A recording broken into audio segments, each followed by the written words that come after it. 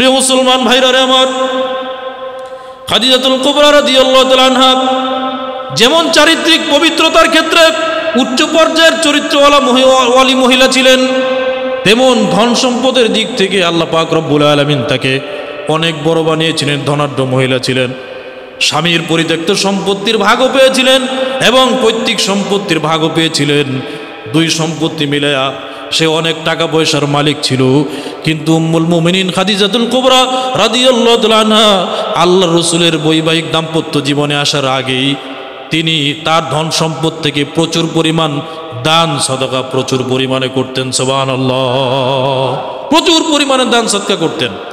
তো তার একটা ব্যবসার একটা পদ্ধতি ছিল, প্রত্যেক বছর বছর তার গোলামের মাধ্যমে, মায়সারা নামক এক গোলাম ছিল, এই গোলামের মাধ্যমে সিরিয়ায় তিনি বিভিন্ন মালপত্র পাঠাইতেন, সেখানে বিক্রি করে তারপরে সেখান থেকে আবার মাল নিয়ে আইসা এই মক্কায় বিক্রি করতেন, ইম্পোর্ট এক্সপোর্টের ব্যবসা করতেন। বুঝাইতে পারতেছি কথা? তো আল্লাহ রসুলের চরিত্র যখন তার কানে আসলো যে মোহাম্মদ এই ছেলেটা খুব ভদ্র এবং নীতিগতভাবে খুব ভালো, আপনার সৎ, টাকা পয়সা মেরে খায় না, প্রত্যেকটা মালিকের তো এমন লোকই দরকার, ঠিক না বেটি? ম্যানেজার যে রাখে যদি সৎ হয় তাহলে ব্যবসা কি আস্তে আস্তে উন্নতি হয়। আর যদি ম্যানেজার যদি ওই মালিকের আড়ালে পকেট ভরার চিন্তা করে, ব্যবসা দেউলিয়া হয়ে যায়, ঠিক না? তো খাদিজাতুল কুবরা রাদিয়াল্লাহু তাআলা খুব চুলচেরা বিশ্লেষণ করলেন মুহাম্মদের চরিত্র নিয়ে। দেখলেন যে একটা মানুষও মুহাম্মদের চরিত্রের উপরে কেউ কোনো কালিমালিপন করে না, নারী কোনো কেলেঙ্কারি নাই। যুবক বয়সের মুহাম্মদ, 25 বছর বয়স, জীবনে কোনো দিন কোনো নারীর দিকে আর চোখে তাকায় নাই, জীবনে কোনো নারীর দিকে খারাপ দৃষ্টিতে তাকায় নাই, এবং কোনো মানুষের ধন সম্পত্তি নষ্ট করেছে বা কোনো মানুষের সাথে চিটারি বাটপারি করেছে, এরকম কোনো ইতিহাস নাই। খাদিজাতুল কুবরা রাদিয়াল্লাহু তাআলা আনহা চিন্তা করলেন যে আমার এই ব্যবসায়িক দায়িত্ব মুহাম্মদকে দেওয়া যায়, তাহলে আশা করা যায় আমার ব্যবসা আস্তে আস্তে উন্নতি হবে। সুবহানাল্লাহ।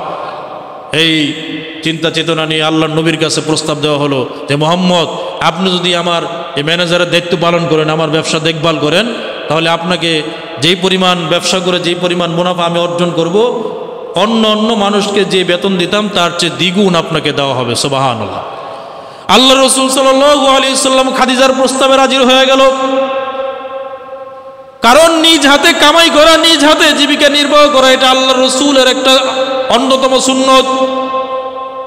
নিজ হাতে জীবিকা নির্বাহ করা, কোনো কাজকে ছোট করে না দেখা, মেষ চড়ানো, ছাগল চড়ানো, রাখালি করা এবং অন্যের ম্যানেজারি করা, অন্যের ব্যবসার দেখভাল করা এবং সৎভাবে ব্যবসা বাণিজ্য করা, এটা আপনার আমার নবী মুহাম্মদুর রাসূলুল্লাহ সাল্লাল্লাহু আলাইহি সাল্লামের অন্যতম গুরুত্বপূর্ণ সুন্নত। সুবহানাল্লাহ।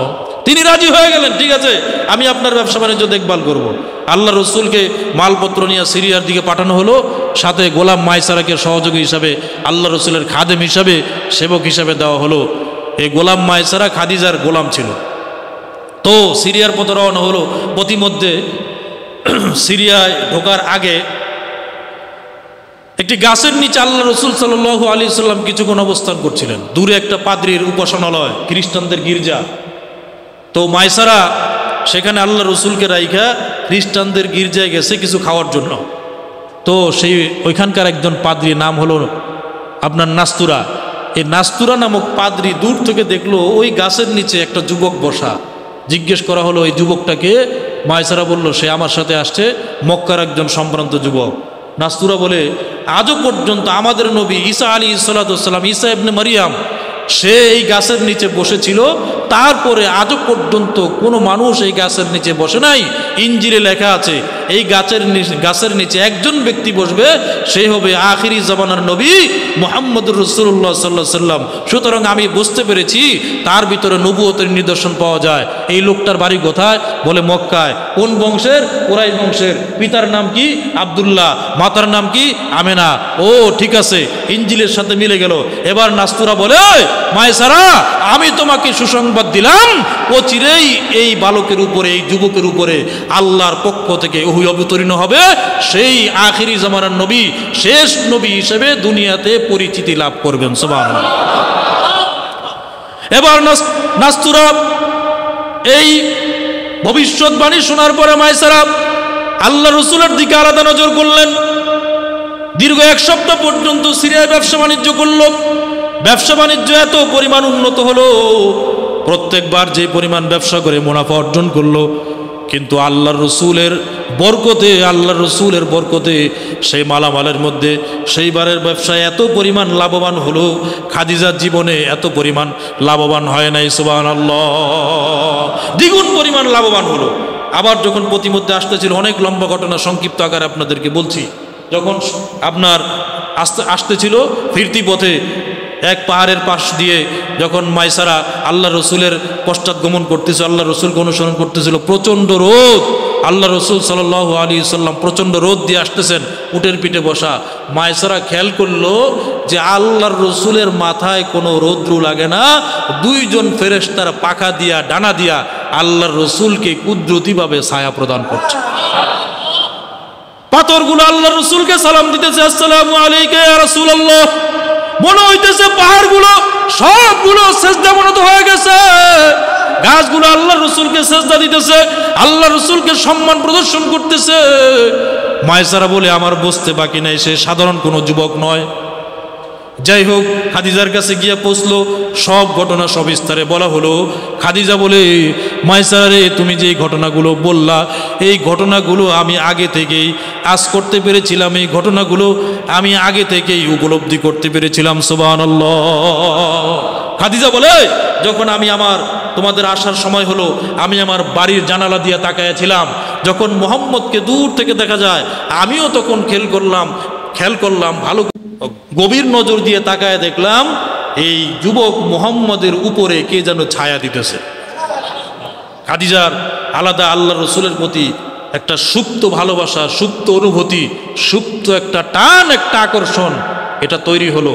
যে আকর্ষণটা অবৈধ নয়, যে আকর্ষণটা স্বামী স্ত্রী হওয়ার আলামত। সুবহানাল্লাহ, এটা গুনাহের কিছু না। তো খাদিজা শয়নে স্বপনে রাত দিন 24 ঘন্টা আল্লাহ রসুলকে নিয়ে ভাবে, আবার নিজের দুর্বলতাও চিন্তা করে। কতগুলো ব্যাপার, আমি তার বয়সে বড়, আমার বয়স 40 বছর, মুহাম্মদের বয়স 25 বছর, বয়সের একটা ডিফারেন্স আছে। এরপরে আমি 2 বার বিবাহিতা মহিলা, আমার 3 জন সন্তানও আছে, সুতরাং তার সাথে আমার কোনোভাবেই মানানসই হয় না, বেমানান। সুতরাং আমি তাকে নিজের স্বামী হিসেবে গ্রহণ করার জন্য কিভাবে প্রস্তাব দেই, নিজের এই দুর্বলতার দিকে তাকায় একবার, তখন দিল থেকে আল্লাহ রসুলের মহব্বতটা দূরীভূত হয়ে যায়। আবার আল্লাহ রসুলের যে কুদরতগুলোর দিকে খেয়াল করে, তখন আল্লাহ রসুলের প্রতি আলাদা একটা অদৃশ্য ভালোবাসা তৈরি হয়ে যায়।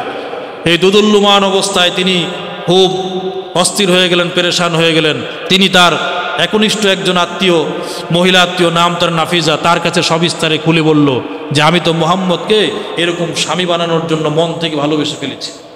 এবার নাফিজা বলে, আপনার এই পয়গাম, আপনার এই প্রস্তাব, আপনার এই বিষয়টা আমি মুহাম্মদের কাছে উল্লেখ করব। নাফিজা এবার আল্লাহ রসুলের কাছে গিয়ে বলতেছে, মুহাম্মদ, তুমি তো এখনো বিবাহ করো নাই, কারণটা কি? আল্লাহ রসুলকে প্রশ্ন করে, তুমি তো 25 বছর বয়সের যুবক, এখনো বিবাহ করো নাই, কারণটা কি? আল্লাহ রসুল বলল যে বিবাহ করার অনুভূতি এবং বিবাহ করার কোনো পয়গাম এখনো আমার কাছে আসে নাই। 25 বছর বয়সের যুবক, বিবাহের কোনো পয়গাম, বিবাহের কোনো অনুভূতি আমার মধ্যে আসে নাই। যেই সময় পুরুষের নারীর প্রতি আলাদা একটা ভালোবাসা, লোভ কাজ করে, সেই সময় আল্লাহ রসুলের বক্তব্য এরকম। এবার নাফিজা বলে যে আমি যদি তোমাকে কোনো নারীর বিবাহের পয়গাম দেই, প্রস্তাব দিই, তুমি কি রাজি হবে? বলল কে? খাদিজার নাম বলা হলো। আল্লাহ রসুল সাল্লাল্লাহু আলাইহি সাল্লাম সাথে সাথে লাজুক ছেলের মতো মাথা নিচু করে দিয়ে নিজের আপনার সেই মনের কথাটা জানায় দিলেন যে আমি রাজি আছি, যদি আমার অভিভাবক, আমার শ্রদ্ধেয় চাচা যান আবু তালেব রাজি হয়, তাহলে আমিও রাজি আছি। কি শিক্ষা দিলেন আল্লাহ রসুল এই কথা বলে? যে ছেলে হইলে একা একা পছন্দ হইলো, আর তুমি নিয়ে আসলা, রাত্রে অন্ধকারে ভাগায় নিলা, গিয়া বাবারে ফোন দিলা, বাবা হ্যালো, বলে কি আমি তো বিয়ে করে লিস, একা একাই। বাবার মনে কষ্ট লাগে কি না? 25 বছর তোমারে খাওয়াইলো, পড়াইলো, লালন পালন করলো, বুকে পিঠে নিয়ে মানুষ করলো, তুমি এখন বড় হয়েছো, লেখাপড়া শেষ করে চাকরি নিছো, একা একাই পছন্দ করে বাবারে ছাড়াই বিয়ে করছো, বাবার মনে কষ্ট হয় কিনা? সমাজে আছে কিনা এরকম? তো আল্লাহ রসুল সাল্লাল্লাহু আলাইহি সাল্লাম বললো যে আমার চাচা যদি রাজি থাকে, আমার বাবা তো নাই, আমার চাচা যদি রাজি থাকে আমি বিবাহিত রাজি।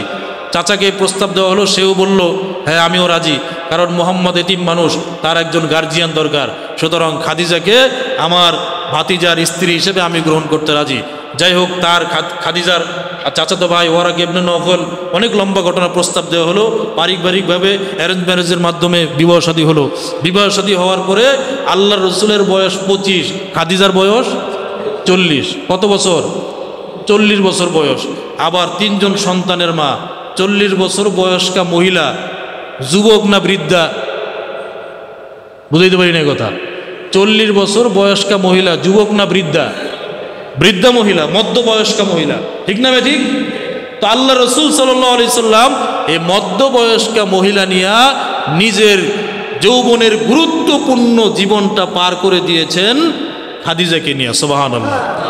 এবং এত ভালোবাসা ছিল খাদিজার সাথে, আল্লাহর রসুল যখন হেরার গুহায় ধ্যানে মগ্ন থাকতেন, ওহী আসার আগে যখন আল্লাহর রসুল হেরা গুহায় দিন ইব্রাহিমের উপরে যখন আমল করতেন, ইবাদত বন্দেগী করতেন, উম্মুল মুমিনিন খাদিজা রাদিয়াল্লাহু তাআলা আনহা 3 বেলা খাবার পাকায়া এবং আল্লাহর রসুলের যাবতীয় সরঞ্জাম তিনি সেই হেরা গুহায় আল্লাহর রসুলের কাছে গিয়া পৌঁছায় দিতেন, সুবহানাল্লাহ। এত পরিমাণ ভালোবাসা দুইজনের মধ্যে জন্মাইছিল। আল্লাহর রসুল বলেন আয়েশাকে, বলেন আয়েশা রে, তুমি তো আমার সুখের দিনের সাথী, আর খাদিজা হলো আমার দুঃখের দিনের সাথী।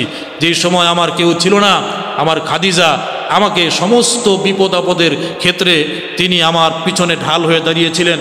আমার উপরে যখন ওহী আসলো, আমার শরীর যখন কম্পন সৃষ্টি হলো, তখন আমি খাদিজার কাছে দৌড়ে গিয়েছিলাম, বলছিলাম জাম্মিলুনি জাম্মিলুনি, আমার উপরে কম্বল দিয়ে দাও, আমার মনে হয় মৃত্যুর অতি সন্নিকটে। তখন খাদিজা আমাকে আস্থা দিয়েছিল, খাদিজা আমাকে ভরসা দিয়েছিল। এই জন্য সে আমার জীবনের পরম জীবন সঙ্গিনী, সে আমার কলিজার টুকরা। খাদিজাই হলো আমার আসল স্ত্রী, সুবহানাল্লাহ।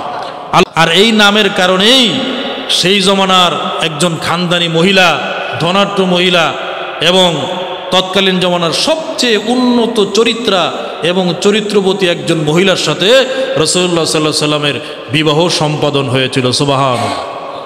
এবার রাসূলুল্লাহ সাল্লাল্লাহু আলাইহি সাল্লামের বৈবাহিক সম্পর্কে কিছু আলোচনা করা যাক। কি বলেন? রাসূলুল্লাহ সাল্লাল্লাহু আলাইহি সাল্লাম সর্বপ্রথম বিয়ে করেছিলেন যেই নারীকে, তার নাম হলো উম্মুল মুমিনিন খাদিজাতুল কুবরা রাদিয়াল্লাহু তাআলা আনহা। জানেন তো আপনারা সকলে? তো খাদিজাতুল কুবরা রাদিয়াল্লাহু তাআলা আনহা রসুলের সাথে যখন বিবাহ হয়, বয়স হলো 40। কত বছর? অন্য রেওয়ায়েতে আছে 45 বছর, কোন রেওয়ায়েতে 50 বছরের কথাও বলে, তবে 40 বছর। এই ব্যাপারেই সকল উলামায়ে কেরাম এবং ঐতিহাসিকগণ একমত। এই 40 বছর বয়সে তার এর আগে বিয়ে হয়েছিল 2টা, দোনো স্বামী মারা যায়, তিনি বিধবা। দেখতে আনন্দ সুন্দরী ছিলেন, খুব লাবণ্যময়ী মহিলা ছিলেন। 2 ঘরের 3 জন সন্তান আছে। তো তিনি তৎকালীন জমানায়, যেই জমানায় নারীদের কোনো মূল্য ছিল না, নারীরা অবহেলিত ছিল, নারীরা সবচেয়ে ভোগের বস্তু ছিল, নারীরা প্রত্যেকটা পুরুষের খেলনার পাত্র ছিল, নারীদের নাম মাত্র দাম মাত্র ছিল না, নারীরা শুধু ভোগের বস্তু ছিল। সেই জমানায় খাদিজাতুল কুবরা রাদিয়াল্লাহু তাআলা আনহা নিজের আত্মসম্মান বোধ বজায় রেখে, নিজের চরিত্র বজায় রেখে, নিজের ব্যক্তিত্ব বজায় রেখে চলেছেন। এই জন্য তৎকালীন জমানার মানুষ, তৎকালীন জমানার সমাজে প্রত্যেকটা মানুষ খাদিজার আরেকটা উপাধি দিয়েছিল, তাহেরা, সুবহানাল্লাহ। তাহেরা অর্থ পবিত্র, চারিত্রিক পবিত্র, চারিত্রিক পবিত্রতা। তাহেরা অর্থ কি? চারিত্রিক পবিত্রতা, যার চরিত্র ভালো, যে সমস্ত নারীদের চরিত্র ভালো, যে সমস্ত নারীদের চরিত্র, আমি কথা বুঝাইতে পারতেছি আপনাদের। তাহেরা শব্দের অর্থ কি বললাম? যে সমস্ত নারীদের চরিত্র ভালো, পুরুষ দেখলে আর চোখে তাকায় না, পুরুষ দেখলে টিটকারি দেয় না, পুরুষদের সাথে ধোকা ছলছাতুরি করে না, দেহ ব্যবসা করে না, পুরুষদের সাথে বাটপারি চিটারি করে না, বাজারে গিয়া পুরুষের গলার চেয়ে উঁচু গলায় কথা বলে না। চারিত্রিক পবিত্রতা যে সমস্ত নারীদের আছে তাদেরকে বলা হয় তাহেরা, সুবহানাল্লাহ।